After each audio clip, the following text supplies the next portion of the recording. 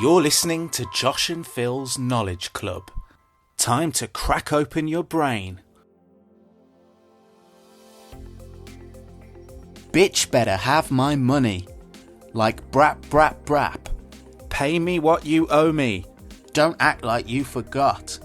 That was an extract from Rihanna's 2015 hit, Bitch Better Have My Money. But money itself dates back even further than that. Money emerged many thousands of years in the past, then known as the present. To this day, the acquisition of money is the very foundation of our civilization, and the TV show Deal or No Deal.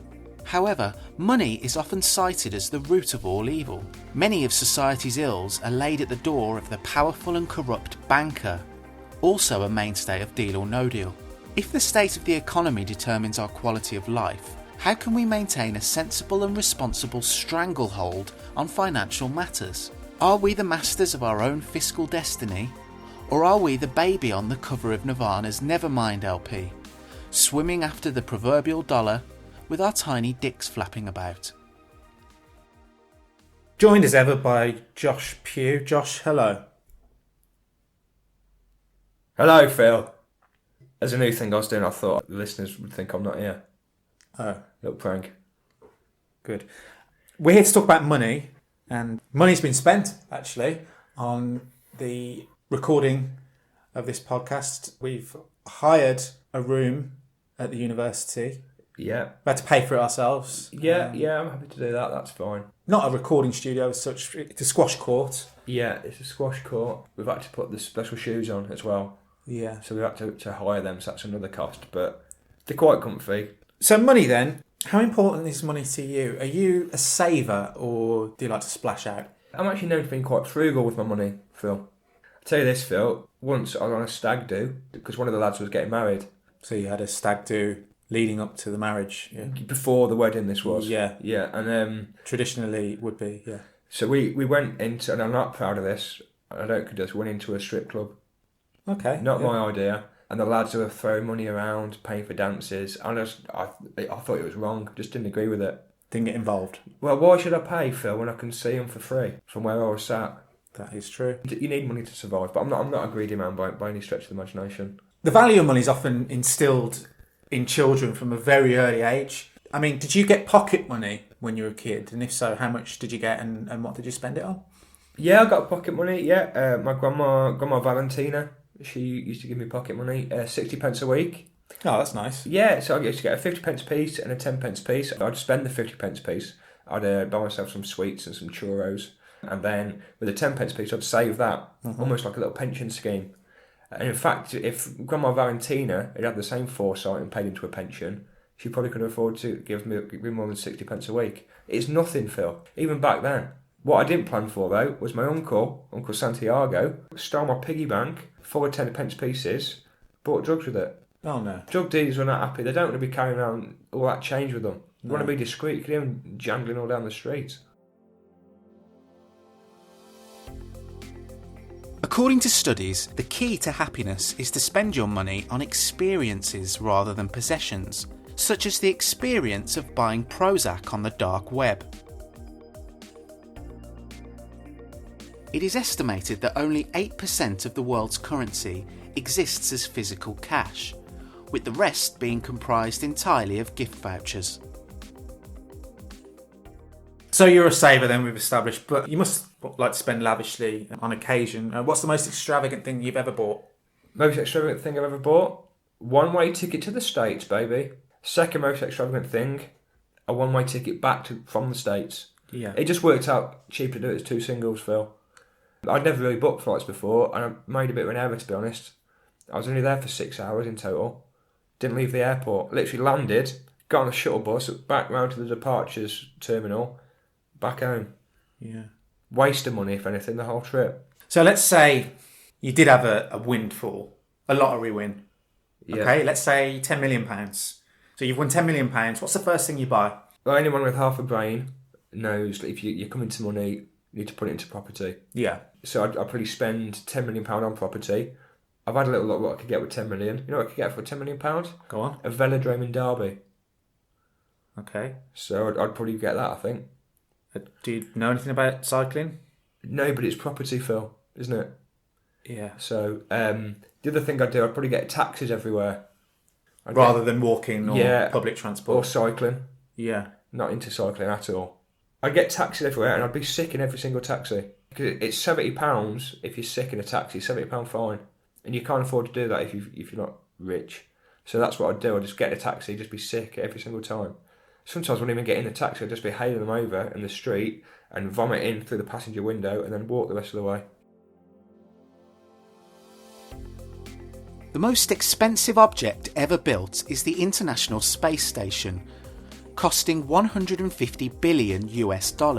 This was for a planned live-action reboot of the TV classic Thunderbirds, which sadly never got made. It is now used solely as a service station for rocket drivers or astronauts. Back in the real world, most of us encounter money troubles from time to time. So I wondered if you had any tips on saving for, just day-to-day expenses. A few tips. Number one, I always take a packed lunch. Okay. No matter where I'm going, even if I'm going out for lunch to a restaurant, I'll take a packed lunch. Sandwiches and... Yeah, and if they say anything, I just say I've got IBS. And that just kills it dead. Yeah. I mean, you do have to keep going to the toilet every 10 minutes just to kind of make a point. But you can pocket a couple of rolls of toilet paper, So you're saving there as well. You're making big savings. Yeah. The other thing I do, always buy train tickets in advance. Yeah. Never buy them retrospectively. Never go into a station and say, I did this journey last week, here's £50. You're throwing money away. Other thing I do, just sounds simple, but people don't do this, live within your means. Yeah, yeah. If you can't afford the latest night trainers, don't buy them. And if you do buy them, don't use your own money. Use a credit card or a payday loan. Studies show that women enjoy sex more if their partner has more money. However, men enjoy sex more if they can get a discount. In 1923, hyperinflation in Germany caused banknotes to become so worthless that they were often used as wallpaper. Wallpaper, on the other hand, became so valuable that it was used as a system of barter, with one roll buying enough German food to feed a whole family of Germans for a fortnight. Now, people who run up large debts, they often bury their heads in the sand, stop opening their post, that sort of thing. My question is, what means would you use to forcibly enter their homes? I don't think it's about being forceful in that situation, Phil. It's a very delicate situation, because people, they're in debt, it's not easy. And that's what I'd say to them. I'd say, listen, you're in debt, I know you're in debt, let me in, and we can come to some kind of solution, And if you don't, I'll burn this place down while you sleep. And then when you get in there, I'll just take some items to the value of the debt, plus a couple of sentimental things, just to make a point. One of the things that can get you into debt, of course, is gambling. Now, gambling's legal in this country, of course, and often, we can see adverts on TV for bingo or online casinos, all that sort of thing. Do you think there should be tighter regulations? I think there should be. Just because something's legal doesn't make it right, Yeah. Paying for sex is legal. Doesn't mean, people should keep doing it. Paying for sex isn't legal, actually. Okay. Is it? Gambling. I like gambling. I like having a flutter. The problem arises is when you're gambling with money you haven't got.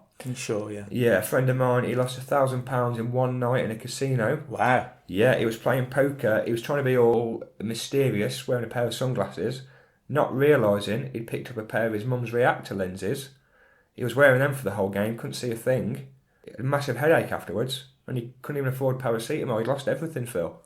Meanwhile, his mum was driving around in a pair of normal sunglasses. Crash, killed 2 people. Uncle Santiago, back to him. He was a big gambler. He was addicted to the 10p slots.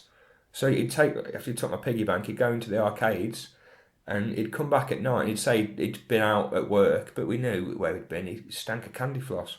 He was hooked. He was literally hook-a-duck. He was addicted to that. Addicted to the coconut shy. One day, went mad. started smashing up his flat with one of those inflatable hammers. I mean, luckily, it didn't do any damage whatsoever, but the intent was there. I want to talk a little bit about inflation. I think I've said everything I've got to say about that hammer situation, Phil. It's not something I want to keep going over, you know. Not the inflatable hammer, in this case, more inflation in an economic sense. Are you aware of the basic principle? Yeah, it's like things getting more expensive, isn't it? Kind of, yeah. I mean, if you can imagine a pair of breasts, Oh, yeah, well do. say a woman who's pretty well endowed, like your mother, if you can imagine her breasts. Now, sizable as they are, and I hope I'm not speaking out of turn here, if they were to get bigger, in some ways that would be like... I can't... Where's this going? No, what I'm saying is, if your mother's breasts were to get bigger, then that would almost be like an illustration. I don't want to see any illustrations, Phil. I don't want to see any pictures of those at all. No, I don't have any. But are you aware of quantitative easing? What is that? That's when we inject money into the economy. It's something that they employed after the financial crisis. Okay. So if we go back to your mother's breasts, Back to those, okay. Yeah, back to them. If I were to take some, say, baby oil, which would represent the additional money supply, and ease it into your mother's breasts, then that would be a bit like that, wouldn't it? That's not really a question, is it? That's more of a... It's not really a question, but I do think it's worth bringing up. That financial crash, though, in 2008, did that stir up any anger in you? Do you think the bankers responsible should have received harsher punishments? I was very angry back in 2008, actually, Phil. Were you? Because, yeah, obviously the crash, but also England crashing out of the 2008 European Championships. We had nothing going forward, Phil. Yeah, you can't, double whammy. You can't try and compete with the top nations. You can't just sit back and defend. You've got to offer something going forward. Yeah. As for the financial crash, I was very angry. In fact, I went into my local Nationwide branch and I just laid into one of the cashiers there. I said, "You're scum. You lying, thieving scum." I mean, she'd just started, this girl. She was an apprentice. She didn't even have a login for the computer. But sometimes you've got to start from the grassroots. That was half the problem with England. No grassroots. You know, the infrastructure's not there, Phil. You know, how can you expect to take on the likes of your Spains, your Germanys, when you haven't got the facilities at junior level? Yeah, well, if we just park that for a second, we could concentrate on... We parked the bus. It's all we had. We had nothing going forward. We just sat up to defend. Moving on from that entirely, though. Another example, I was in the petrol station once. Right. I wanted to draw out some money from the cash points there. $1.50 they wanted to charge me to draw out my own money. It's fuming. So you know what I did? Went back into Nationwide. I had another go at that cashier. And she was getting the brunt of my anger, to be honest. But it's a difficult year, Phil. The Capello era, I call it. The first hole-in-the-wall cash machine was invented in London in 1967. Holes in walls up to that point had been used mainly as windows. This ATM, or at the moment, gave rise to the PIN, or PIN number, which at the time was only 1 digit long. This was later extended to 4 digits to make fraud more difficult, before finally contactless payments were introduced to make fraud more easy. British banknotes feature British heroes, so most recently Jane Austen. What British hero do you think should be immortalised on a banknote? I think we live in a very progressive nation, Phil, and instead of constantly celebrating celebrity and achievements in art and literature, I would like to see a celebration of something bigger than that. You know, I'd like to see on a banknote an image of two men kissing. Okay. You know, I think that would say, this is what we are as a nation, this is what we believe in, this is for everybody. And also I think it'd be quite funny that homophobes would have to carry around a picture of two men kissing around with them all the time. Because I think it's about breaking down stereotypes and cliches. And actually, I'd make those notes pink and cover them in glitter. So money's not just a personal thing. Obviously, we've got to consider national spending as well. So when the Chancellor reveals the annual budget, that's often quite a dry presentation. Would you agree? Yeah, it is. It can be. Yeah. So how would you jazz it up, get people more interested? I'd probably, being a comedian, Yeah. I'd like to see a bit of humour injected into proceedings. Sure. I'd probably hire a comedian, such as myself, to do 10 minutes at the top. Okay. Get everybody laughing, everybody feeling good. Because what I do feel it's funny, but it's also making you think as well. So And then the Chancellor comes out, does their bit about cutting the NHS and Armed Forces budget. Everyone's feeling inside a bit depressed. Please welcome back to the stage, Josh Pugh. You again, yeah. Back to me. I do 10 minutes satirising what's just been in the budget. Yeah. Topical as well. And you've come up with that on the spot. That's just off the cuff, and everybody's loving that. By the time they get home, they've not even realised that the health service has been abolished. They're still laughing at what I was doing, trying to find me on Twitter.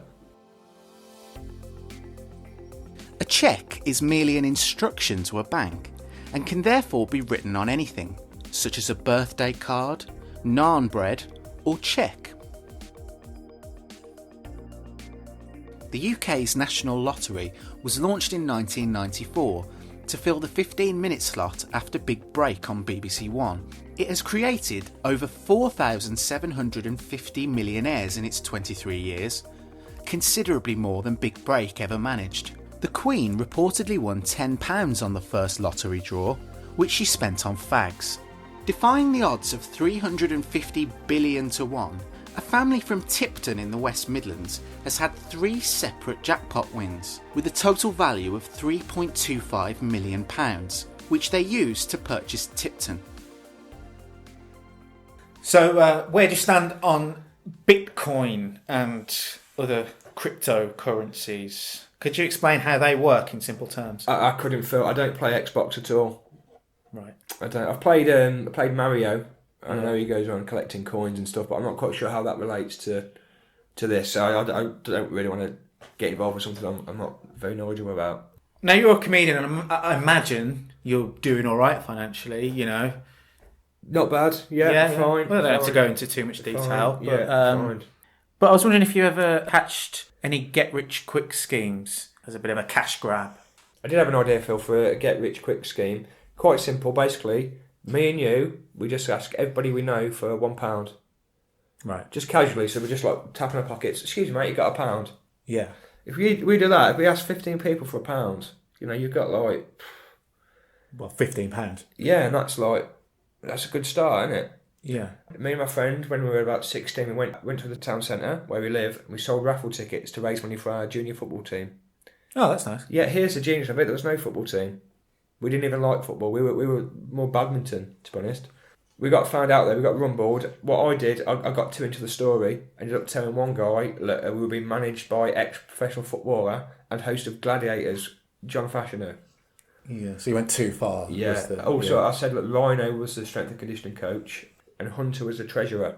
The local press got wind of it, came down to the park, and it was just me and my mate playing badminton. A friend of mine entered the TV show Biggest Loser UK.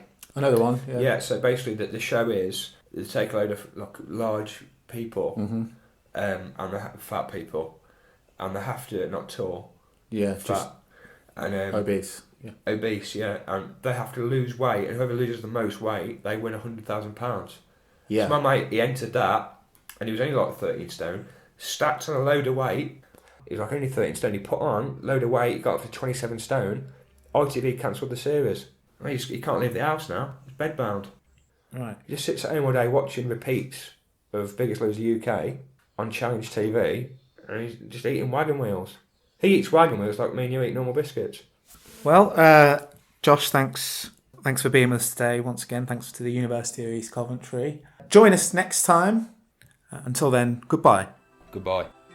You've been listening to Josh and Phil's Knowledge Club. The animal trainer was Bob Waterhouse. Socks were by Stephen Pitt. The set designer was unavailable.